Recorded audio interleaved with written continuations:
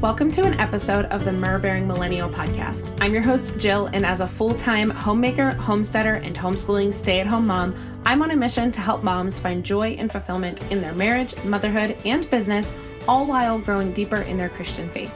Each week, we'll discuss relevant topics that I pray will help you strengthen your marriage, gain confidence as a mom, grow a profit to support your family from home, and bring you closer to Christ. As someone who endured childhood trauma, abusive relationships, and has learned the hard way that feminism has been harming women and weakening the family unit more than it's been doing good, I'm here to share with you what's possible, to show you the power that God intended for women, and to help you harness the beauty, grace, and entrepreneurial mind that is the Proverbs 31 woman we all strive to be. So let's get into today's episode.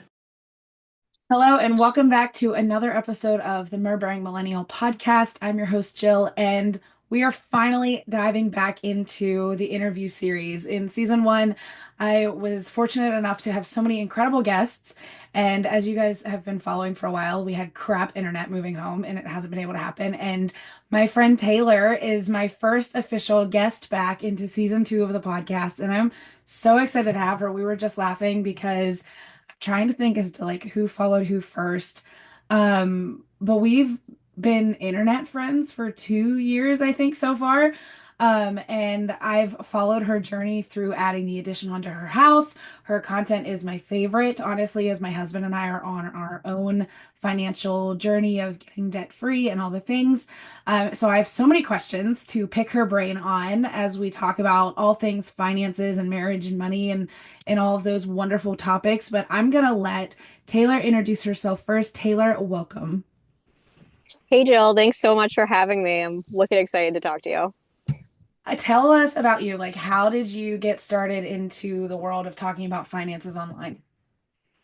Yeah, so I think I started my account like 5.5 years ago. I believe it was like 2019. I think it was like the fall before I was getting married. I got married in July of 2020. And I just created this account because I just wanted a place to kind of like have a creative outlet, but also share my interests that like maybe not weren't so normal for a 25-year-old at the time, talking about finances and just like all things kind of like adulting, like routines and, not, I wasn't like a party girl or anything. Like I liked moving into this like adulthood kind of thing. And I wanted to share that with the internet. So I got started about 5.5 years ago on Instagram. And I think I created my TikTok account maybe 2021. That had a lot of success. And in the past like few months, I've had a lot of success on Instagram too. It's awesome. Yeah, you are a true blue influencer in the world, and I love it. Your content is seriously fantastic. Everything that you talk about and how you are educating so many people on finances, which it's so encouraging to see someone our age especially do that. Because like my husband and I started our financial debt-free journey with Dave Ramsey, and as much as I love Dave Ramsey, like it's much more encouraging to learn from someone who's the exact same age as us because it's so inspiring to have that. So what inspired you then to take control of your finances and focus on wealth management for you and your husband? So what was it? So I graduated from college in 2016 and I knew graduating, okay, I have student loan debt. And before I graduated from college, I think it was like December of 2015, I decided to buy a brand new car. So I had a $25,000 car loan. And because I got a car that I honestly could not afford, I went into credit card debt paying for that car until I got my big girl job May of 2016 when I graduated from college. And I knew like, okay, debt is bad, but I honestly didn't really like understand what that meant. I thought that people were kind of just in debt forever. Like I know when I signed up for my student loans, I had like a 15-year payment term. Like my mom just kind of like encouraged me to do that. And I had like no financial education growing up like most people, but I knew like, okay, like I have a lot of money in my name and this isn't a great thing. So I think I honestly went onto Pinterest and was just kind of looking like around like budgeting and student loans and that kind of thing. And a lot of articles came up that referenced Dave Ramsey. So I think that's how I found him. I think I found his book on there.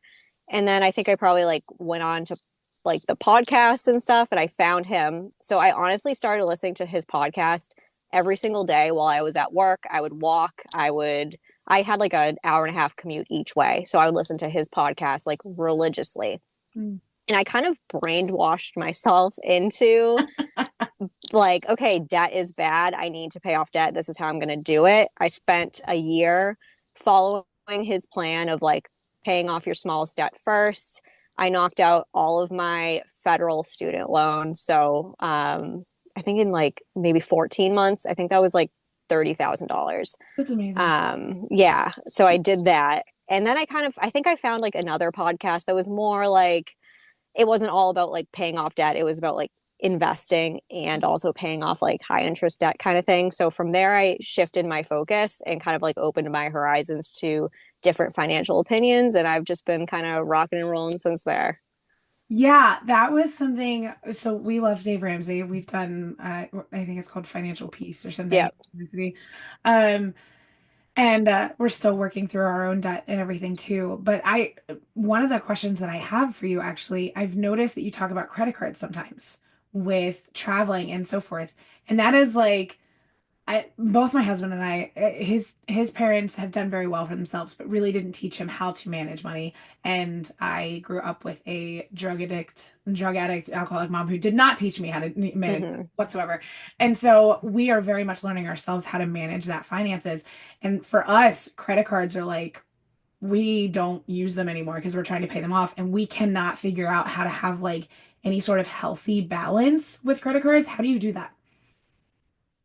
So I really think it all kind of, you need to really narrow in on like your values. Like I base my spending and our savings and like our investing strategy kind of based off of our values. Like I've really dug into that stuff. And that's how I really have focused in on like not overspending on things that especially don't matter to me. Like I really value like financial freedom, and I really value like having a clutter-free house and stuff like that. So that's kind of how I've really kind of like went the straight and narrow path when it comes to like impulse spending. And I just know that like before I make a purchase, especially if it's like an impulse purchase, I always kind of think to myself, like, will I be happy that I bought this in like a week from now? Is this adding any sort of value to my life? Is this going to make my life easier? That kind of thing. So that's what really helps me with like the impulse spending and not going into credit card debt. Yeah. And that I can see that how that would help with like the discipline in if you are using a credit card for travel Mm-hmm. or something to get the points and stuff, how that would be beneficial for that. Can you share a moment when you felt the most empowered financially?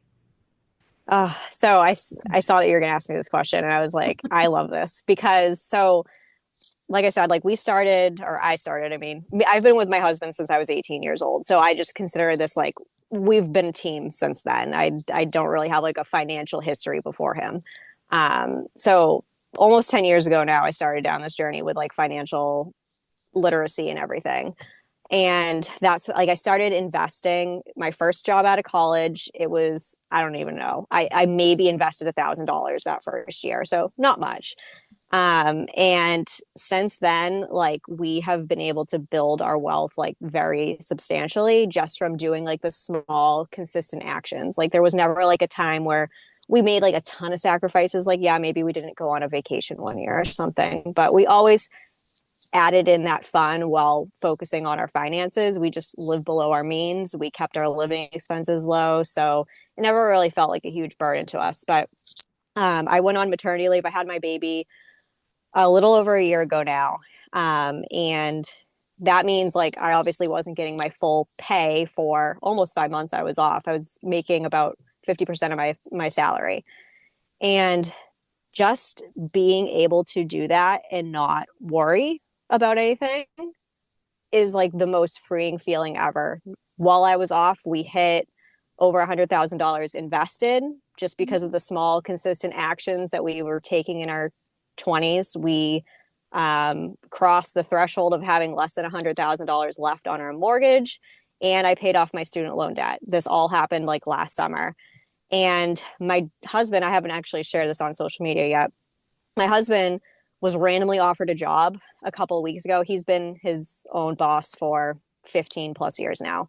And he was like, it's for X amount more money than I'm paying myself now. Like, what do you think? I'm like, honestly, you do what will make you happy because we're good financially right now. I don't need any more money to make me happy. Like yeah, we have different goals. We'd like to buy more property and stuff. We'd love to finish our house quicker. But like to me, like him having a more stressful job or being away from the home isn't worth the extra money. So he did end up taking that job. And if he likes it, great, we're making more money. But if it doesn't work out, then he can always go back to what he was doing. And I feel like that's like the most freeing feeling ever is to have options. Oh my gosh, that's incredible. Congratulations to your husband. Thanks. That's amazing to hear because that is such, especially for moms, being able to spend, because usually maternity leaves only, from 8 to 12 weeks. And to be able to spend almost half a year completely solely with your baby and not have to worry about finances is so empowering. That's incredible. I'm so Mm-hmm. happy for you. So what are some common misconceptions you think that people have about managing money and building wealth? I feel like a lot of people, and this was me, I am very much an all or nothing mindset, and I've really had to condition myself to get out of this. But I remember always, like in college, being like, I'm going to track my spending, like I'm going to get on a budget kind of thing. And I would start like for 3 days, and then I would miss a day and be like, oh, I guess it doesn't work. I never mind. Like I'm just going to go off and do my own thing. And I feel like a lot of people get on that path, like whether it's like, they start saving for something or they start paying off debt, like they miss a day or they mess up in some way, shape, or form, and they're like, oh, never mind, whatever, it's useless. I feel like that's probably like the biggest thing that sets people back from continuing on that journey. Okay. Okay, that reminds me, have you seen the Reels trend where people are like walking with like a cup of water and they accidentally spill a little bit on their chest and then they just decide to dump the whole thing over them and they're like talking about their fitness journeys or their money journeys and they're like, "Oh, I missed one thing. Might as well just ruin the whole rest of it." Like I only I folded haven't seen that. that's what that just made me think of because it's so funny and it's real. Like how ridiculous kind of honestly is that where you miss one little thing and then you just throw the rest of it away just because of that Hmm. one little thing. Okay, so let's dive into some debt-free living because you've done Dave Ramsey and all the things and you're balancing and you're thriving, which is awesome. How do you I know we've kind of talked about this with the credit cards, right? Hmm. How do you like maintain that balance with your credit cards and using them to get the points and using them to the advantage of like the way we should use credit cards, knowing that you need to pay them off? Like, do you have internally a budget that you and your husband stick to that you only spend this amount on credit cards if you're going to use them? Like, how do you maintain that balance? Yeah, so I think that everyone needs to take 3 months of their life and track what they're spending and see what they are realistically spending on their lifestyle every single month to get a realistic budget in your head. And if you're overspending what you're making every month, then there's some areas where you need to cut back. If you're not being able to save every single month, there are some areas that you need to cut back. Yeah, generally I know what we spend every month because I've been tracking my spending for probably 6 or 7 years now. Like I can go back, I have a spreadsheet. Like I friggin' love that. Like that is like I get so much joy from tracking my spending every single month. So I just like know what we spend and I know what we make. So if you don't know what you're bringing in every month and you don't know what you're spending every month, that's a problem. Mm. I personally, like you said, I love credit cards. Like I love being able to get the points. It makes me so happy. I can personally like put all of my living expenses, except for like our mortgage and our like bills that you just can't put on credit cards, on the credit cards. So I get those points benefits, that cash back benefit. And I just know like if I can't afford this in cash right now, then I cannot put it on the credit card. Therefore, I cannot buy it right now. Okay. Do you have any like favorite credit cards that you do recommend for points and stuff? So it definitely like depends on like where you are. Like if you don't really have a great credit score, I would suggest this was my first credit card ever, like 18 years old. The Discover It credit card. It used to be Discover More, but you should be able to get a Discover It credit card. And there are also some like introductory credit cards for people with lower credit scores that they can start their credit journey with those credit cards. So I love the Discover card. I love the Chase ecosystem. They have like the Chase Freedom and the Chase Freedom Unlimited. The Mhm. Chase Freedom, it has rotating cashback categories. So every single quarter, they change like what you're getting 5% cash back on up to like, I think it's like $1,500 to spend. So this past month, it was grocery stores. This past quarter, this next quarter, it's Amazon. So you spend $1,500 on groceries in 3 months, you get $75 cash back, which I like. I mean, especially for groceries, you're gonna spend that money anyways, so might as well get the cash back. Right. That's awesome. How do you track that? Like, how do you? It tracks that for you. Like if you go into like your credit card login, it usually will have like a cash back or 5% cash back category button you press on. And then it'll show you like it has like a bar graph of like how much you've used kind of thing. So it makes it easy for you. Okay. All right. That's cool. What are some of the hardest sacrifices you've had to make while getting debt free? So just like in general, my husband bought the house that we live in 7 years ago, like literally almost 7 years ago to the day, 2 years ago, or 2 days ago. And it was a 1 bedroom, 1 bathroom. Pretty much, it's a 3 room house. It has like a big living area with a kitchen, a bathroom, and a bedroom. And we lived in that for 5 years before we broke ground on our addition. We lived in our 1 bedroom house with our daughter for the first 17 months of her life. And that was hard. Like I'm someone that I don't like clutter. Babies have a lot of stuff. We have a dog. It was just like it was a lot. Right before she moved into her bedroom, I was like at my website. I'm like, we need to get this done. But yeah, that was probably the biggest sacrifice. And that's the thing that I don't want to say get a lot of flack on, but like people are like, why is your mortgage so low? I'm like, because we bought a house that no one wanted. Like you would move into a 1 bedroom house, you're gonna buy a 1 bedroom house, you're gonna buy a house that needed a lot of work. Like you take the risk, you get the reward. So that was definitely the biggest kind of sacrifice, like lifestyle wise, that we made. And it's Yeah. 100% the best financial decision we ever made. You know, I wish more people showed that. And I love, because I've been following you for so long, I loved watching your house journey and the addition and everything you guys were doing, and still seeing your content that you're posting now, where it's like we bought a house at a low mortgage and everything. And Yeah. there was a reason What? behind this. It's honestly been inspirational for some personal stuff. I haven't shared any of this on social media yet, and I'm trying not to give away too much because there's not a ton that I can technically talk about yet. Mm-hmm. But there is a big life change coming to my family within, most likely, this next year, a good chance within the next 6 months. We'll see. And I feel like so often on social media we see such like curated, beautiful homes and like these first time families moving into what I call people farms, where we used to live, like the big subdivisions with the perfect builder grade Oh, homes and so forth. And like, you know, they're $300,000-$400,000 homes and everything, which is great if you can afford that and stuff. But like, there's a potential change coming to our life where we will be living in a home that will need a lot of work. Uh, amazing. but ultimately, it'll be the absolute best like blessing for our family, and it's been the plan for over a decade now.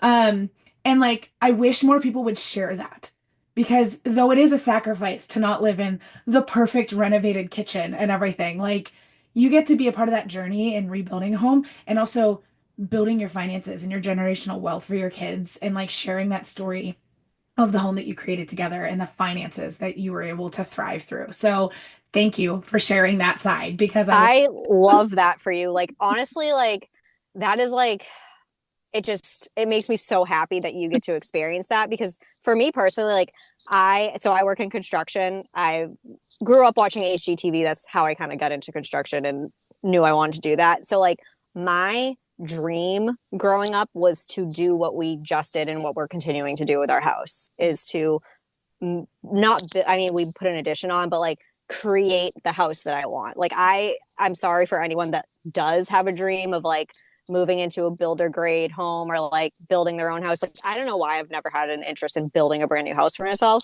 but I love taking something that no one wanted and adding value to it. Like I would never be able, like a lot of people ask like why we didn't just like move. One, because we would have been moving into a house that was probably $500,000 plus just to have to put $100,000 of work into it, Right. where we've spent under $200,000 on like everything that we've done to our house now, and we haven't increased our mortgage at all. Oh, So yeah, I love that you get to do that. I'm so excited for you. thanks. I'll share more as I can. Um, Yeah. but yeah, your journey has been an inspiration for that.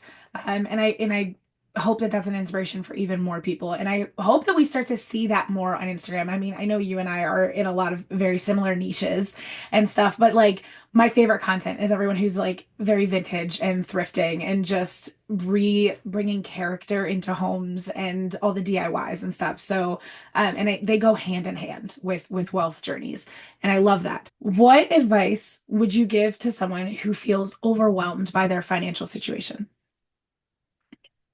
One, take a deep breath. It'll be okay. You need to first believe that you can do it. Because I get so many people that play victim and think that their makes it incapable for them to either one, pay off debt or to grow their wealth.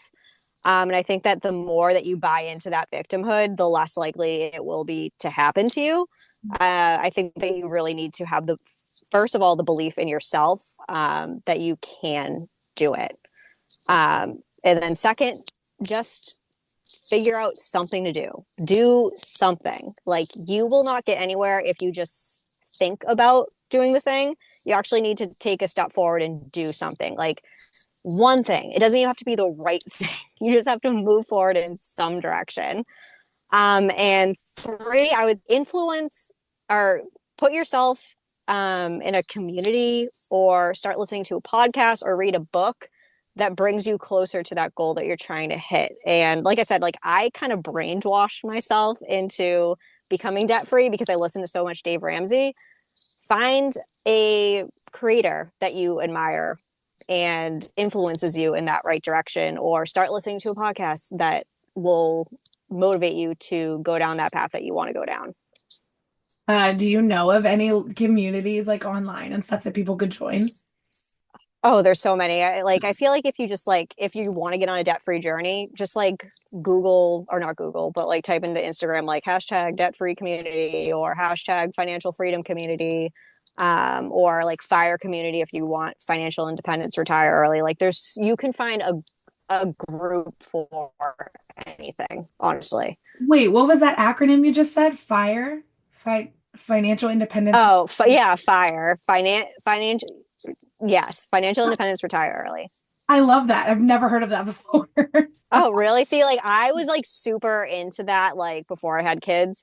And I do still have dreams of retiring early. Like I feel like realistically by the time I'm 45, I don't think I'll be working full time in my job anymore.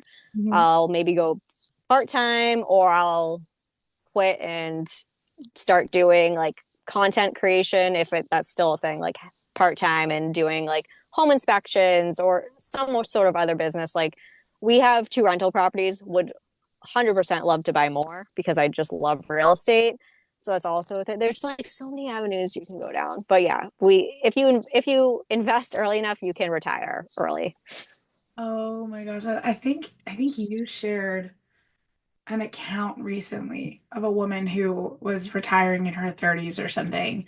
And I love it. Like it's definitely a goal. It's definitely like one of mine and my husband's goals is that we can retire him from his job, but to homestead full time. Like it's a shift in a different type of Mm-hmm. business. We'd still be working and homesteading and making that profitable and everything. But being able to retire early, I know it was a goal of his dad's too. And his dad got to retire, I think it was 5 years earlier than the normal retirement age, which was cool. And that was like a goal that my husband always wanted to strive for. Um, so I've never heard of the term fire, and now I'm gonna look this up and I'm excited Oh, to you definitely should. find more content on this. Okay, so let's move into talking about like morning routines and productivity because you again are an inspiration for the 5 a.m. morning routines with your stories and getting up and working out and everything. Okay, so as a working mom and content creator, how do you prioritize your mornings? So because I am a working mom and, kids get up early, I have ever since I went back to work in August, I've been getting up at 4:25 or 4:30. First of all, it was to pump before I worked out. I would do like a half hour workout. I would pump for 20 minutes. But now it's just like my body is so used to it. I just get up at 4:30. I get to do a little bit more. I get to like stretch and do mobility, do a little bit longer of a workout, read for a couple minutes, shower, get ready, and then all of a sudden the kids are awake and we're getting ready out the door, drop them off at daycare. It goes by so quickly, but I need that time. Like I can't remember the last time I woke up when my kids woke up, because I am someone like I'm such like an introvert and I need my alone time like to be my best person. And if I don't get that, I'm going to be starting out the day automatically at a loss. So I do that for me. I do that for my kids. I do that for my husband. I need that time for myself.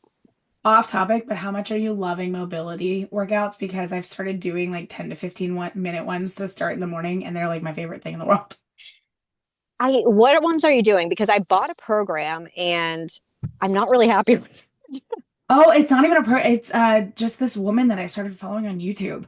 Oh, Let me see. Oh, hang yeah, on. send her to me and I'll definitely follow her. Let me see if I can find it. She's these really good 10-minute mobility workouts. Her name is Julia Rappel, Okay. Repel. She has a YouTube channel and she does so much mobility stuff.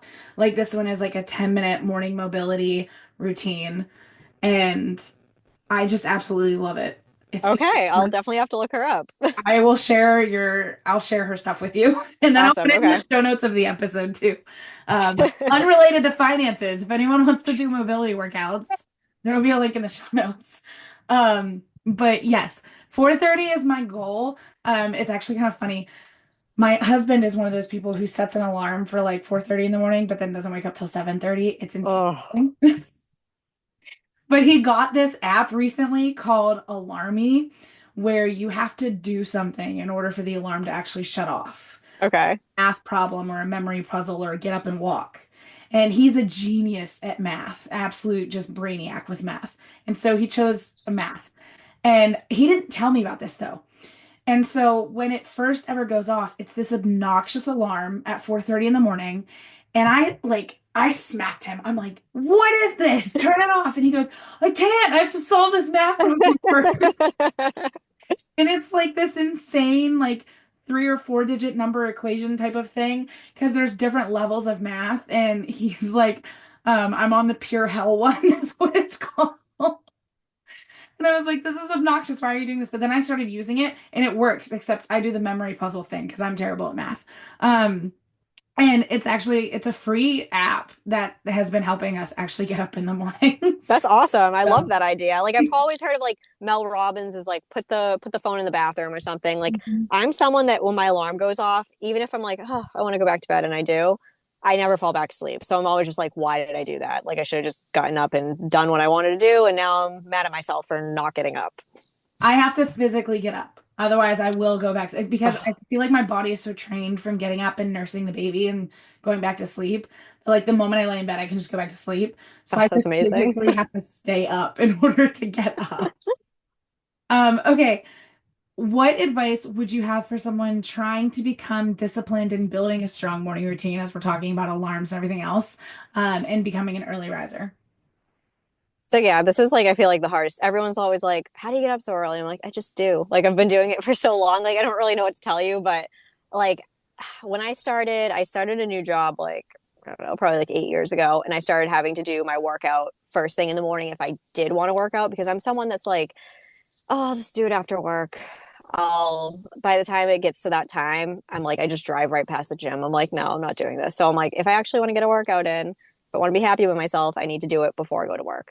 Mm. I would say to like start getting up 10 minutes earlier. Like don't shoot for an hour and a half earlier because then you're just going to set yourself up for failure. and just like continue to do it. Put in the daily consistent action in order for it to become a habit. And yeah, just if what always helped me and what helped routines and discipline click was, I think it was like Rachel Hollis's first book, like Girl Wash Your Face. She said something about um you don't want to break promises to your friends, like you'll feel like, and like you'll be mad at yourself for breaking a promise to your friend. So why are you breaking promises that you make to yourself? And I was like, that makes a lot of sense. Ever since I heard that, I've always just been like, okay, you said you were going to do this. You're going to do it, or you're going to break the promise to yourself. Yeah. No, I love that. There's an account I follow. I, with the exception of like people that I talk to daily, like you, Taylor. Most people I know them by their Instagram handles, not.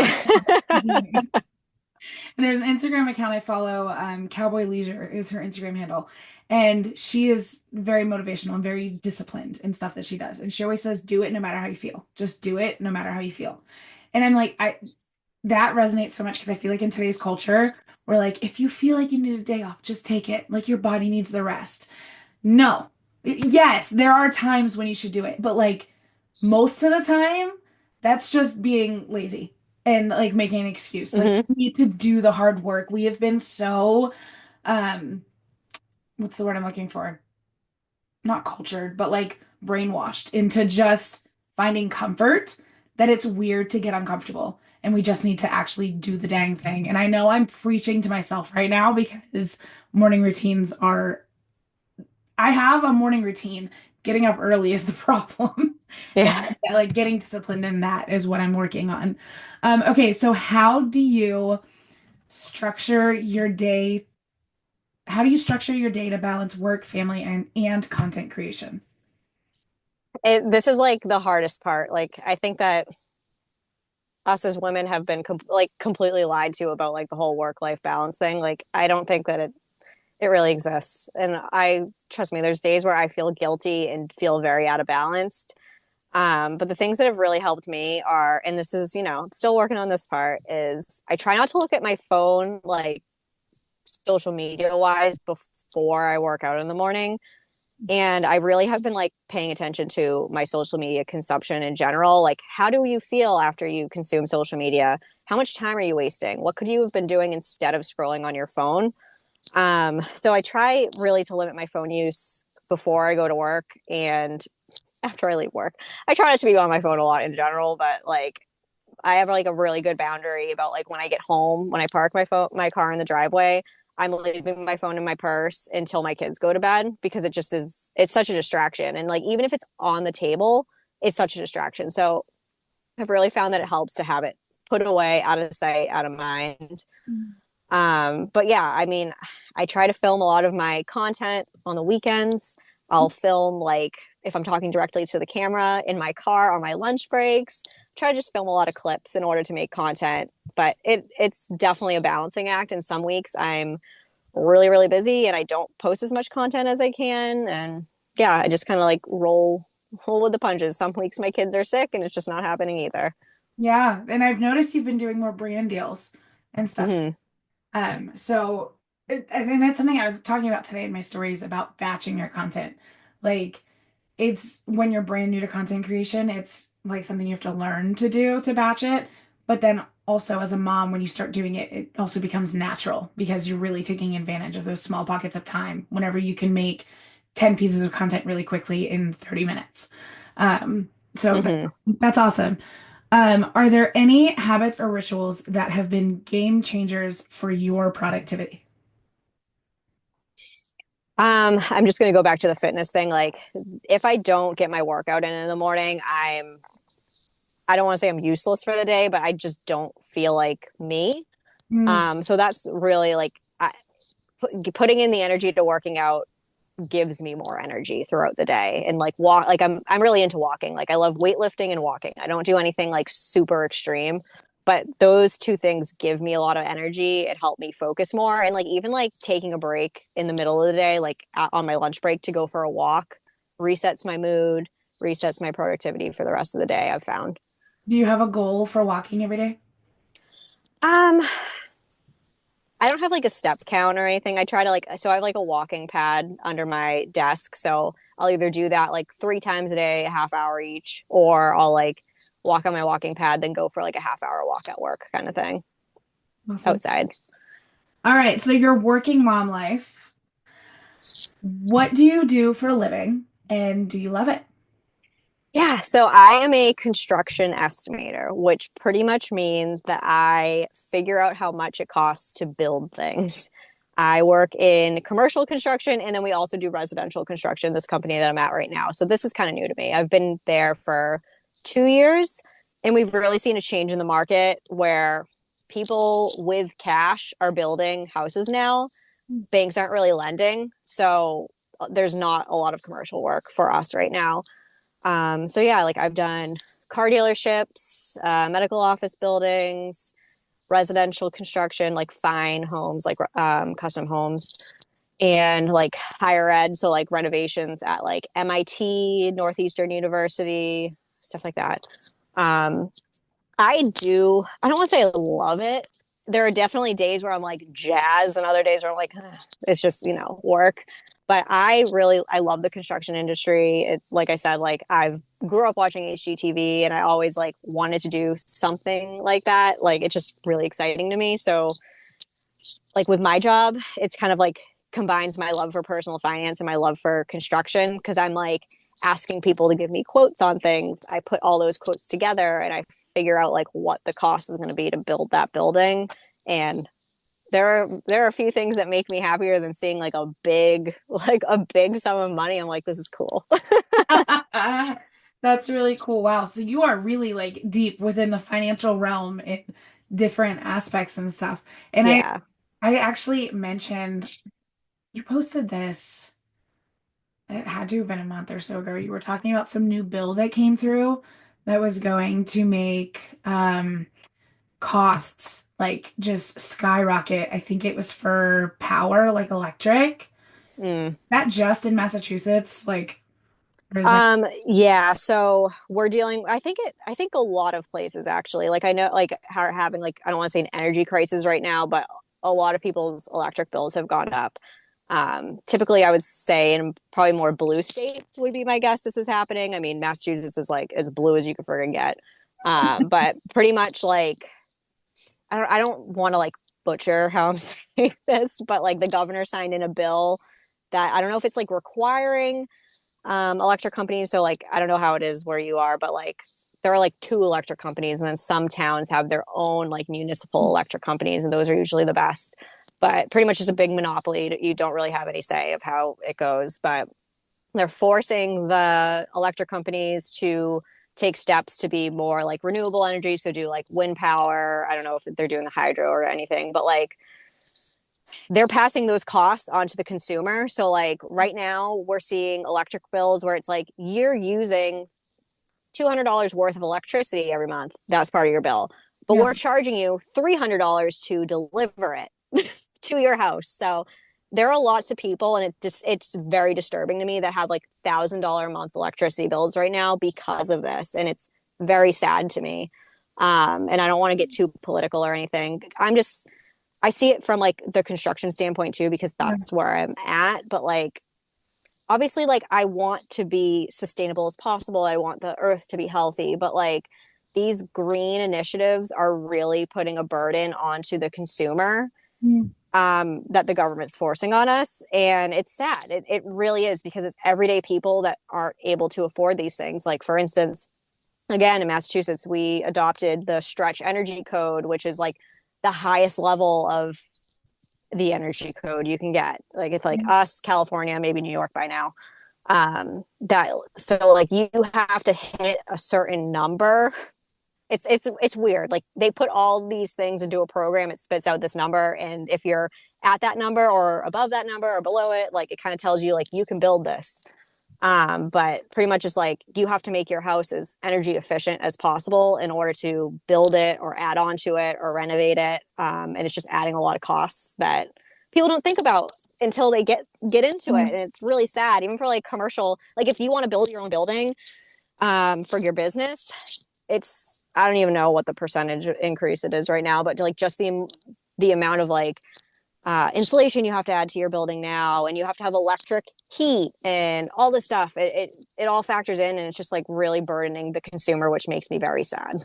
Oh, sorry. I know that was kind of off topic, but I remembered you posting about it, and I was like, I wanted to ask you on that. Oh no, I love it. I could talk about it all. How has being a working mom shaped your perception on financial independence? So like before I had kids, I was definitely like more focused on like, okay, like let's save as much as possible, let's retire early kind of thing. And like since having kids, like obviously like your expenses increase. Like there's no getting around that. I definitely think that yeah, like kids are as expensive as you make them, but also like if you're paying for daycare, you don't really have a say in what you're paying for that. And I'm one of those people. People think it's crazy what I spend on daycare, but trust me, there are a lot more people spending more than I do on daycare. Yeah. I think I'm very happy with my daycare situation, and make it still makes sense for me and my husband to both work and for us to pay for daycare. We're still bring in enough income to do that where we're able to save and live our life without just being like all consumed by daycare costs. Yeah. But like, and like I said, kind of like when I was on maternity leave, it really did shape my perspective. I'll recommend this book, and I know you're going to have it linked for the listener. It's called Die with Zero. And oh, it's an amazing book. If you look up I think his name is Bill Perkins. He's done a few podcast interviews that have like, they're really good and they're so worth listening to, where he kind of challenges like, I want to say it's more for people that are like extreme savers, which I wouldn't have called myself an extreme saver, but I was always like had anxiety about like, are we saving enough money, that kind of thing, like maybe like putting something fun off in order to save more money. Yeah. And how he like put his book, it really challenged like my view on like, okay, saving versus investing in now, investing in memories, investing in fulfillment, like life fulfillment. That's what his book is all about, is investing in life fulfillment rather than investing in like retirement funds and stuff like that. And that really, it, it, it convinced me to take my full maternity leave at 50% of my pay, rather than like I was thinking about like, oh, maybe I'll go back after 12 weeks so I can invest every week again. We can have a little bit more money. But like the time spent with my kids, for that short window of time where they're only going to be this little for so long, was well worth what we sacrificed in like investing and being able to save more. Yeah. Oh, I love that. Okay, now I'm gonna read that book. I'm just gonna add Yeah, it so to my good. Goodreads list. And yeah, that'll be linked in the show notes. And that's awesome. That's what you had mentioned that book in your stories a couple weeks ago, and I had mentioned it to my husband, Mm-hmm. like talking about the changes coming up, and we both were like, yeah, no, that's practical. That's what you need, because it's the same with like diet culture and everything else. If you go too heavy into one thing, you're going to burn yourself out everywhere else, and you're not going to enjoy anything. And that it's the same for your finances. As much as I love Dave Ramsey and I want to pay off debt and everything, at the same time, like I have children that are only going to be 5, 3, and 10 months right now. And so we need to be able to enjoy that time as well as much as we can. Okay. Mm-hmm. Yeah, no, like for me, it's really like it really made me question like, okay, shoving all this money into retirement, yeah, that's good, but like we can't use that money until we're 65 years old. And something that's a big value to me that I want to focus on is like, I want our house to be the house where the kids want to be, where they want to have fun, where they want to invite their friends over, where we're going to create memories, have parties and stuff. So yeah, I don't have like the biggest house in the world, but like I'm not willing to like sacrifice the um how do I want to put it? I'm not going to cut back on like spending on our house in order to save more money for retirement, because I know that this house is so fulfilling for our lifestyle right now, and I want to invest in the lifestyle we want rather than like just hoarding all our money until we're old and so we can leave it for our kids for an inheritance. Like it just makes more sense to spend the money on that stuff right now than like put it away for later. Yeah. Yeah. No, I love that. I agree. What are some practical tips for other moms balancing career growth and motherhood? Um, this is going to sound like so cliche, but just have grace with yourself. Like I get so many moms especially like within like the first year of having a kid, being like, how do you wake up so early? How do you do it? Like, I'm like, girl, like your kid is not sleeping through the night. Like, give yourself some grace. Like, I mean, yeah, like there's a certain extent where like you can use it as like an excuse, but like if you're tired, like your body needs rest. Like you can, I forget who said this. Her name is Gabby Reese. She was on the Skinny Confidential. She's Laird, I forget his last name, wife. And she was talking, I think like Lauren, the host of the Skinny Confidential, was pregnant at the time. And she was like, you have all these years left in your life to get fit, to get like jacked, to spend all this alone time to yourself. Like you only have so many years where you're going to be in the thick of like motherhood when your kids are young. Like think about that. Like don't put that pressure on yourself. It's fine. Like you're good. And I listened to that, I think while I was pregnant with my last baby. I was like, oh my God, this is what I needed to hear. Yeah, I needed to hear that. That's But yeah. so good. And it's so true. And it's like there's a season for everything, right? That's Mm-hmm. I just talked about by the time this episode airs, my episode the week before this one talks about how I'm entering what I'm calling the Turtle Club year, where I'm kind of like going into my shell and I'm healing for the next year because I have been um, a lot has happened in the last year since Josie was born, and I had emergency Mm-hmm. and all that stuff. But I've also been nursing since Henry was born because he nursed throughout my entire pregnancy, so 3 years of solid nursing. Um, and before that, went through this massive just hormone crisis after Gemma was born with postpartum depression, all these different things. And like that was like my season of like my body is just going through it with babies, right? And with Turtle Club, I'm like, this is the season where I can heal and get ready and healthy for the next babies and everything. Like there's a season for everything. And you have to give yourself grace Mm-hmm. through those. So I love that. Do you ever see yourself leaving your 9 to 5 and becoming a full-time content creator? I know you like touched on this a tad little bit earlier, but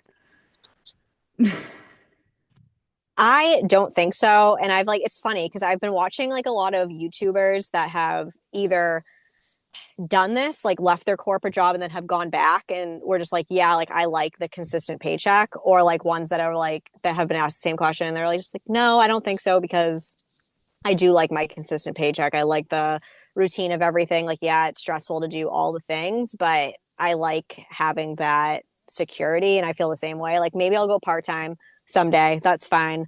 But yeah, I definitely don't see myself leaving full time to do content creation. it's crazy. It's definitely like a whole other universe Yeah. to put yourself into with paychecks and so forth. So then speaking of your content creator journey, because you have grown quite the following through TikTok and now Instagram and stuff, which has been wonderful to watch and witness for you. And I'm so excited for you. What inspired you to start your content creation journey? It was honestly just a creative outlet, honestly. And like obviously you see the people doing the things and making the money, and I'm like, oh, that's cool. And like I've switched up my style of creation like so much. Like I was definitely more focused on like education when I first started, and I was like, this doesn't like, I don't really like doing this, so I'm gonna stop. And then I kind of like started to share more of my life, and I'm just someone that's always, if you've started following me 5 years ago, I pretty much showed up on stories every single day. Like I want to be the consistent girl. Like, you know, I'm here, I'm not leaving. um so yeah, it was just kind of like a creative outlet. And like I obviously have friends in real life, but I don't think they want to listen to me talk about like 401ks and all that stuff all the time, investing. Like I do have some friends that like it. And I love when my friends are like, oh, can I ask you about this? I'm like, yes, please. I would love to help you. But yeah, like I've grown a little community. I've met so many really great girls online, and I've enjoyed having my like online friendships and stuff. I didn't start making money until fall of 2023. Yeah, like I was eligible for the TikTok Creator Fund for a while. I just didn't know how to get in it. Like I didn't know the buttons to press. Like I was trying to figure it out for a while, and I finally figured it out 2 Novembers ago or something. So I missed out definitely on making some money, which sucks. But yeah, I didn't really start consistently making money until like probably this time last year, I think. Oh my gosh. That's really cool. That's awesome. I actually just recently got back on a TikTok. I had a different TikTok account 2 years ago that had, I don't know, close to 20,000 followers or something. But the only reason it had that many was because a video of Gemma sneezing as a baby went viral. Oh. So it had nothing to do with my actual like niche, and my niche has changed so much. I Hmm. started in the content creator world as many stay-at-home moms do with essential oils, and like have just grown from that. And so I was like, this honestly isn't serving. Like these people followed for not the reason that I wanted. Hmm. And then stuff had changed, so I actually deleted that TikTok account.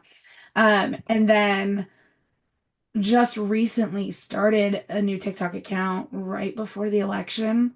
And then when everything went up in the air, I was like, ooh, I'm not going to post on TikTok for a minute. And then just posted my first TikTok yesterday since the election. And it was this stupid vlog video I posted last night of my husband walking into the dining Oh. room. Started on the video, and it was so ridiculous. And I wasn't expecting it to like do anything on TikTok because I hadn't posted in months. And it took 4 or 5 hours for that TikTok to reach, or for that reel technically to reach 1,000 views on Instagram. Because I don't know what's going on with the algorithm on Instagram, but like my content is just not doing that well on Instagram right now. And we're fighting the algorithm like every single day over there. And I posted it on TikTok and it hit that in 45 minutes. And I was like, It's so crazy to me, like how that happens. yeah, it's insane. So I texted him because at first he was like, please don't get back on TikTok. Like TikTok's a black hole." And I was like, "No, well, let's go put some Jesus in the dark side. Like, let's go back over to TikTok for a little bit." So I'm just now getting back on TikTok, and I love seeing yours. I actually looked at yours last night because I love your that you put all the titles of your videos in the purple little bubbles and stuff. So yeah, no, TikTok is its own like beast, and the algorithms are so weird and so It different. is. Instagram's got too much going on. TikTok has not been nice to me recently. Yeah, like I'm like, I don't even know. Probably like some TikTok has not liked me at all, and I'm like, I don't know what to do anymore. Like I have this big following on there, but and it's funny because like even as a consumer on TikTok, I'm not really liking it because even if you go to like the following tab, maybe 3 people show up and then it's like you have no more videos to watch. I'm like, okay, and then I go on to my For You page and it's not showing me stuff that I even want to see. And like, I'm just kind of over this. Same, same. And Instagram's only showing me ads. I'm not seeing any content from people I actually follow. Threads is okay. Conversations are okay on Threads. And I'm actually getting more subscribers quicker on YouTube than any of the other platforms. Okay. So it's so weird seeing, like, this is why I tell people all the time, go on all the platforms, mix it all up. Like, pick one primary. Like, my goal for 2025 was to become a YouTuber. I want to grow on YouTube. And then repurpose to all the other ones. And it is just, sorry, I'm going into the whole content creator realm right now, but like, it is infuriating sometimes and also impressive to see the differences between the platforms and what's happening on all the different algorithms. Mm-hmm. But speaking of content creation, then, what lessons have you learned from building your platform as a creator?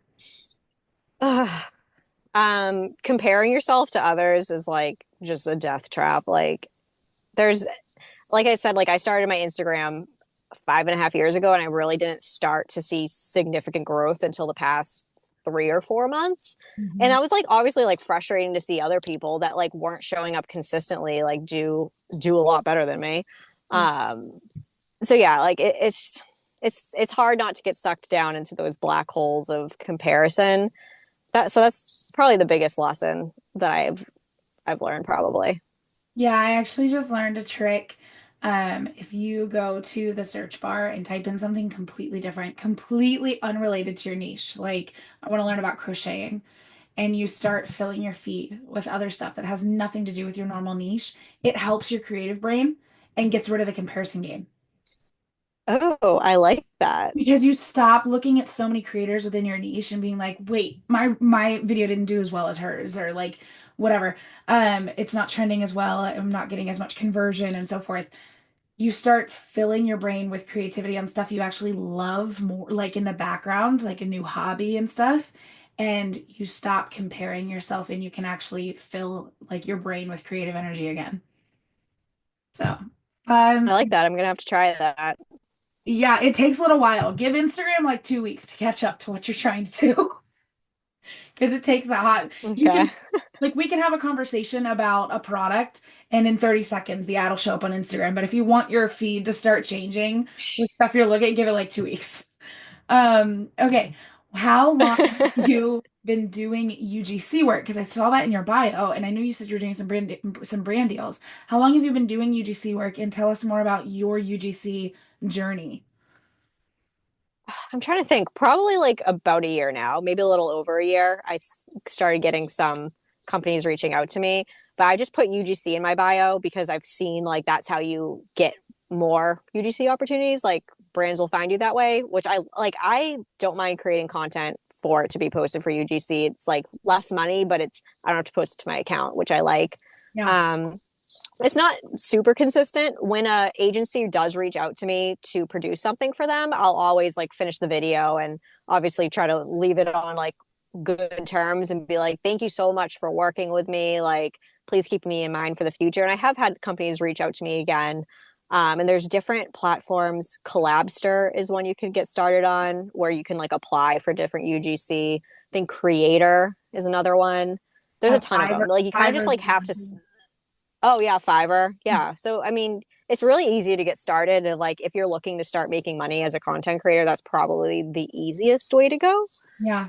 Yeah, and for those listening, if you don't know what UGC is, it's user generated content. You make content promoting products that you don't have to post it on your feed. The brands post it on their feed.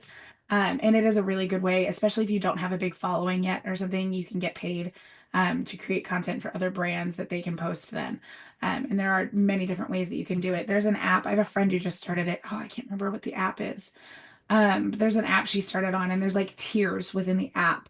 The first tier is like $5 to $10, that you get paid for like a 5 second reel or something, and then it increases to full-time creator mode and stuff as you keep going up the tiers in the app, which is a really cool way to do it. Because the brands are like right in within that app itself.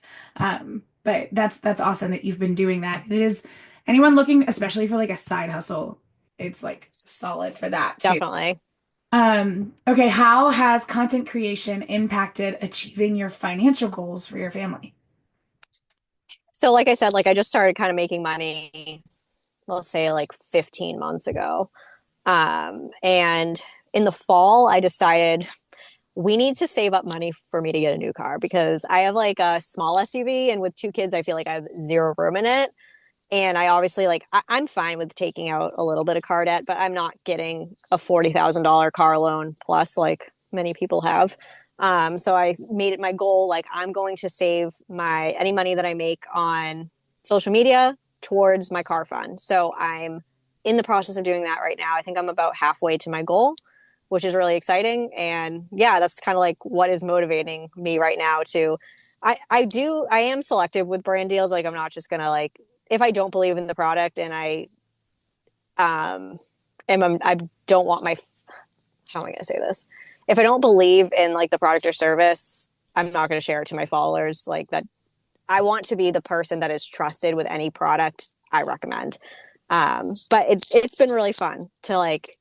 Obviously, like I'm making less money in social media than I do at my full time job, but like, oh my gosh, if I get a $3 commission on Amazon, I'm like, woohoo! Like this is so Right. fun. I do that with Facebook Reels. Well, I hooked up, we have a different bank account from whenever we lived in South Carolina, and I forgot that my Facebook monetization was hooked up to that account. And like my husband randomly checks it once a month, and he'll screenshot how much I got paid from my Facebook Reels. And I'm like, oh, a little bonus. I forgot about that. Like, it's just like so surprised. But yeah, no, the commissions are always fun. I have been watching your stories on saving for your car and your reels.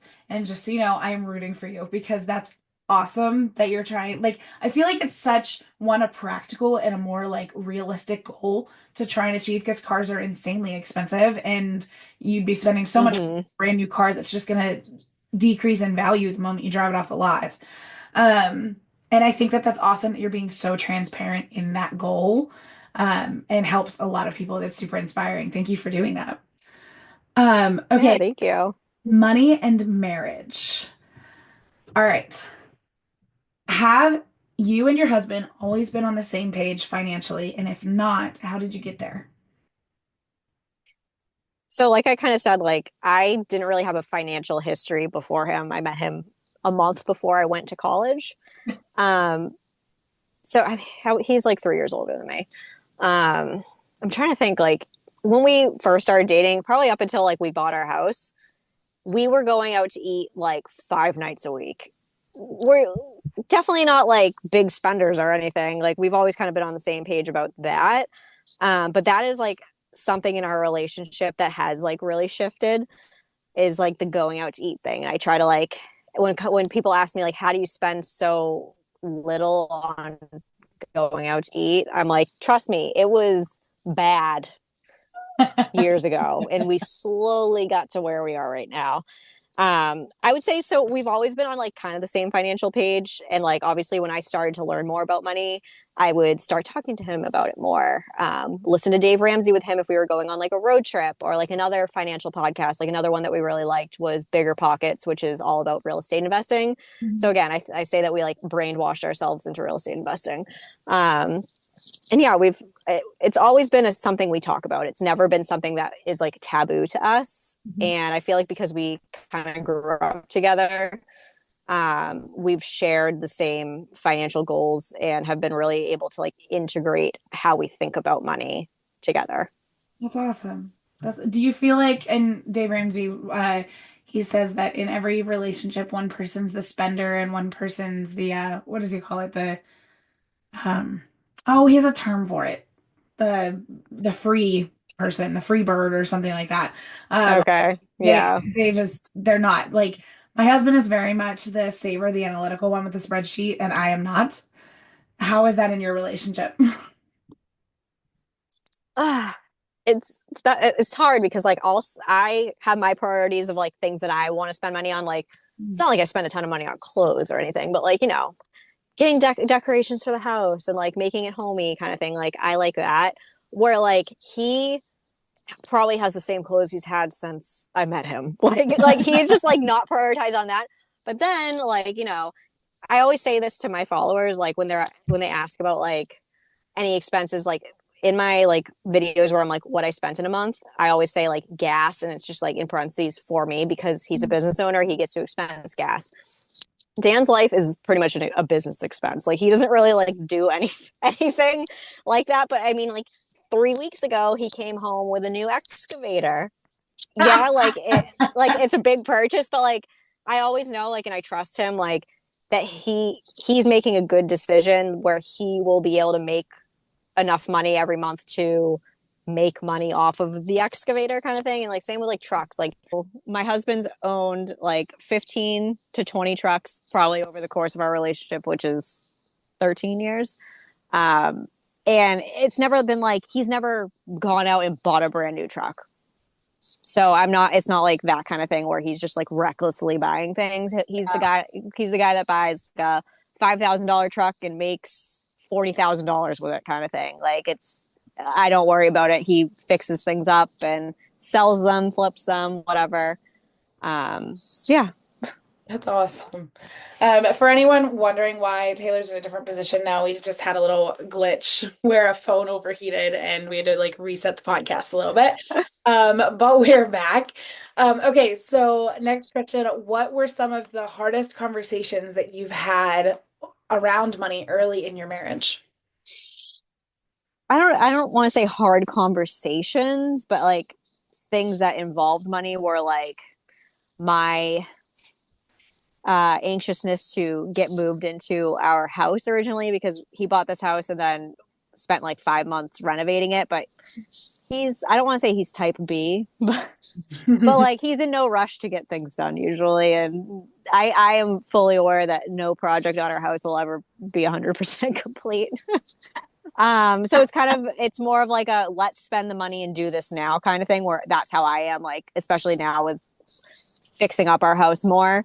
I'm like, let's get the thing that we want, spend the money on it, invest it so it's done with. We don't have to worry about it. It's not like we're buying the cheaper thing right now to put in to replace it in 3 years from now. Like I am very much like, let's do it now. Let's do it right. Spend the money and invest it. Yes, awesome. How do you maintain financial transparency and teamwork in your marriage? So I call myself like our, because I love the numbers, I love the spreadsheets, I love to analyze everything. Where he's more of like he has a general idea of what's going on, but he's not in the weeds. Like I am like the one that does all like the shopping for our family. So he doesn't really know what we're spending weekly on groceries and like what we spend for the year on certain things or like, you know, the kids stuff.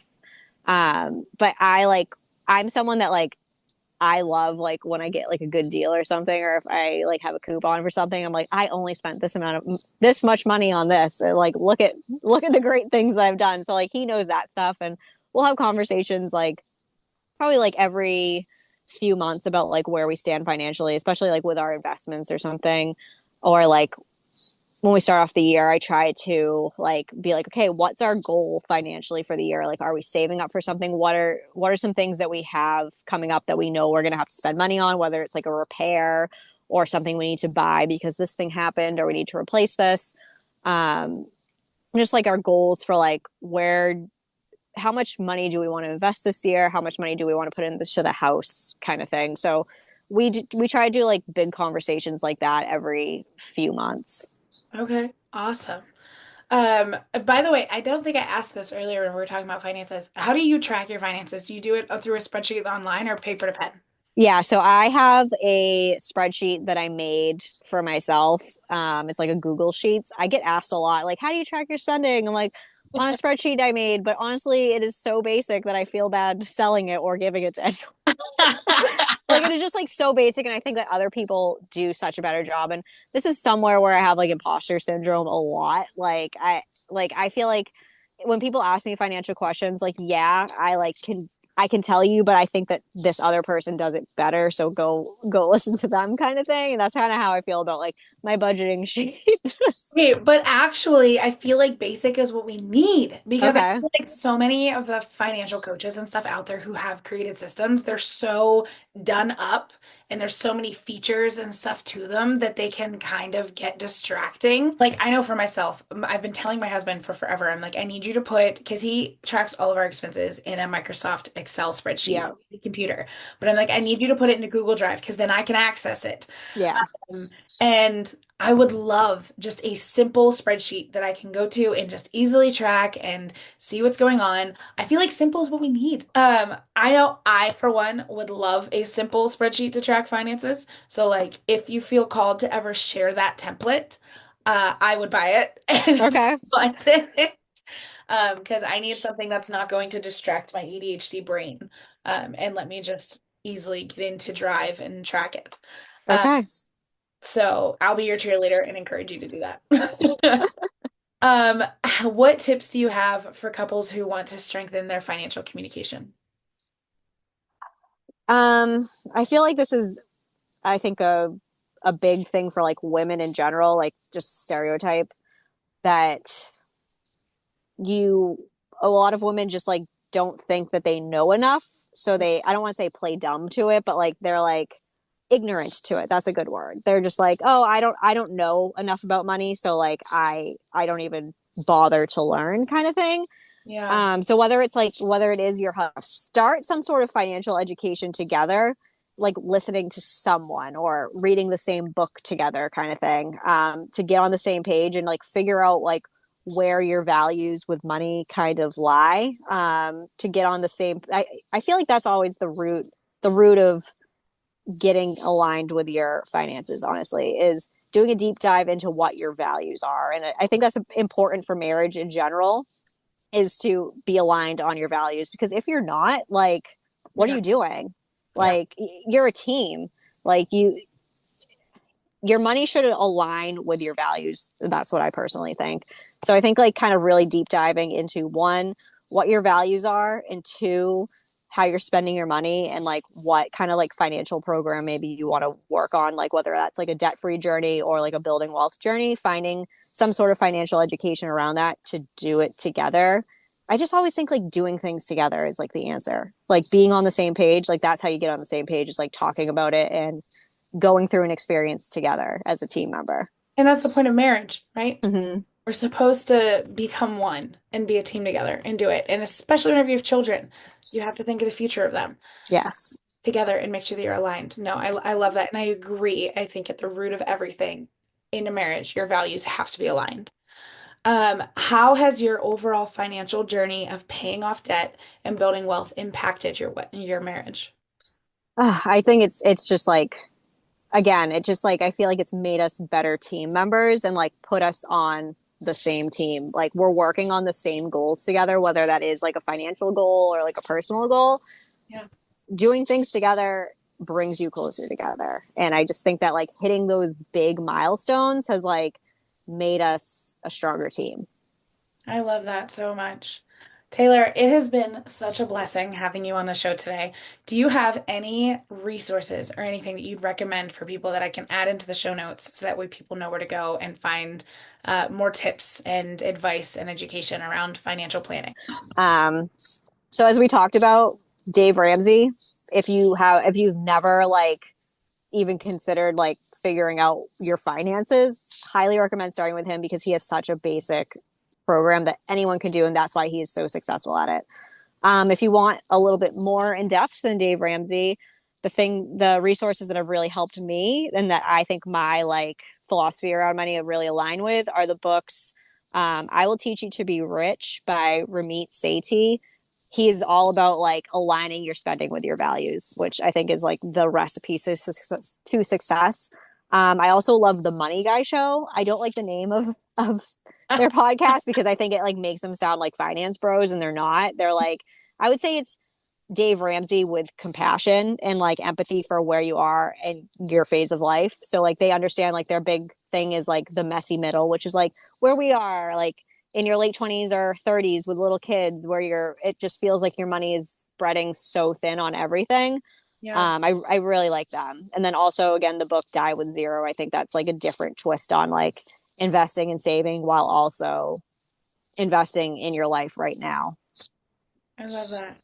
Okay, I will make sure that all of those resources are linked in the show notes below. And if you click any of the links from what Taylor has sent me, they are affiliate links. So she may earn a commission through Amazon if you purchase those, just as a little disclaimer. But they're fantastic resources to begin with. I'm sure you can find the books on Kindle, Audible, anywhere you can buy books. And then I'll link the podcast as well and Financial Peace University for Dave Ramsey for anyone who hasn't done it yet. It's phenomenal. All right, Taylor, where can people find you so they can connect with you more? You can find me at Adulting with Taylor on Instagram and TikTok. Adulting with Taylor. I love it. It's like a phenomenal millennial handle. I just love the name. I'm glad you like it because I was like really like going back and forth like a few months ago whether or not to change it or not, and like a lot of people were like, no, keep it. I'm like, okay. Please keep it, because we all, especially millennials, we're all just now realizing we need to adult, and I love it. Like the finances are arguably one of the most important pieces of adulting. And so I love that. Taylor, thank you so much for being on today. It has been a pleasure, and maybe we'll have you back on the show later as we continue talking about finances and your journey continues to unfold. But thank you for being on the show. And for the listeners, make sure to tune in. Every Thursday is a new YouTube video. We're on YouTube, or is a new podcast episode. We're on YouTube, Spotify, and Apple Podcasts. Please share the show if you liked it. And thank you so much for tuning in. And we'll talk to you again next week. Thanks for listening to today's episode. If you loved what you heard today, please give the show a rating, share it to your Instagram, and be sure to tag me. This will help the show reach more moms just like you. If you're curious about any of my resources, be sure to click the link in the show notes and feel free to email me at jillhughes@myrrhbearingmillennial.com. That's all for now, and we'll chat again soon. God bless.